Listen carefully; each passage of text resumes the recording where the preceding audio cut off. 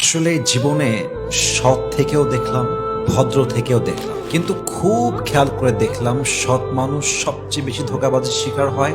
আর মানুষ আসলে আপনার ভদ্রতাকে আপনার দুর্বলতা হিসেবে দেখে। এজন্য আমি নিয়ত করলাম যে সৎ আজীবন থাকবো, তবে ভদ্রতার ক্ষেত্রে একটা রেস্ট্রিকশন দিব এইভাবে যে যেখানে ভদ্র হলে কাজ হয়ে যাবে সেখানে আমি ভদ্র থাকবো, কিন্তু যেখানে আমার ভদ্র হয়ে কাজ চলবে না সেখানে আমি এমন ভয়ঙ্কর রূপ ধারণ করব যে সামনের মানুষটা আমার সামনে মাথা নত করতে বাধ্য হবে। ঠিক কিনা বলেন? অতএব সৎ আজীবন থাকেন, বাট ভদ্রতা সব জায়গায় দেখাবেন না। সব জায়গায় ভদ্রতা দেখাতে গেলে বাসটা আপনি অনেক বড় খাবেন। এজন্য সব জায়গায় অনেস্ট থাকবেন, কিন্তু সব জায়গায় ভদ্র হলে আপনার জীবনটা সুন্দর হবে না। আল্লাহ আমাদের সবাইকে বোঝার তৌফিক দান করুন। পড়েন সবাই আমিন।